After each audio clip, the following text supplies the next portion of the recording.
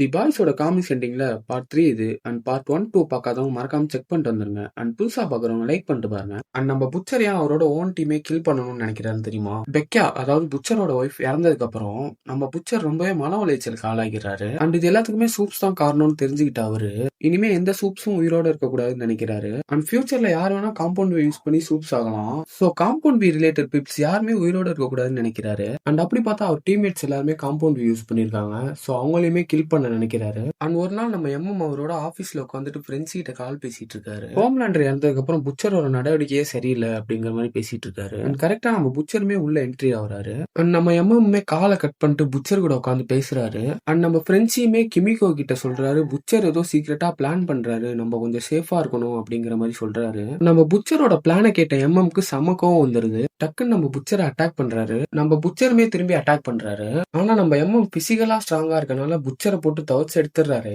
And இப்பயுமே நம்ம MM butcher கிட்ட சொல்றாரு, இந்த பிளான் இப்பவே ஸ்டாப் பண்ணிரு அப்படிங்கிற மாதிரி சொல்றாரு. ஆனா நம்ம புச்சர் எனக்கு வேற வழி தெரியல அப்படின்னு சொல்லிட்டு அவரோட பாக்கெட்ல இருந்து ஒரு கிரெனேட் எடுத்து நம்ம எம்எம்மோட ஃபேஸ்லயே வச்சு வெடிக்க வச்சிடறாரு. அண்ட் நம்ம எம்எம் இங்க இறந்தும் போயிடுறாரு. அண்ட் அப்படி இந்த பக்கம் பார்த்தா நம்ம ஃப்ரெண்ட்ஸி அண்ட் கிமிக்கோ இருக்க இடத்துல ஏதோ சவுண்ட் கேக்குது. அது என்னன்னு போய் நம்ம ஃப்ரெண்ட்ஸி திறந்து பாக்குறாரு. அது டைம் பாம். அதையுமே நம்ம புச்சர் தான் செட் பண்ணி வச்சிருப்பாரு. அதை பார்த்த கிமிக்கோவா இந்த இடத்த விட்டு உடனே கிளம்பிடலாம் அப்படிங்கிற மாதிரி சொல்றா. அதுக்கு நம்ம ஃப்ரெண்ட்ஸ் இல்ல, ஆல்ரெடி லேட் ஆயிடுச்சு அப்படின்னு சொல்லிட்டு ரெண்டு பேரும் ஹக் பண்ணிட்டு அதே இடத்துல நிக்கிறாங்க.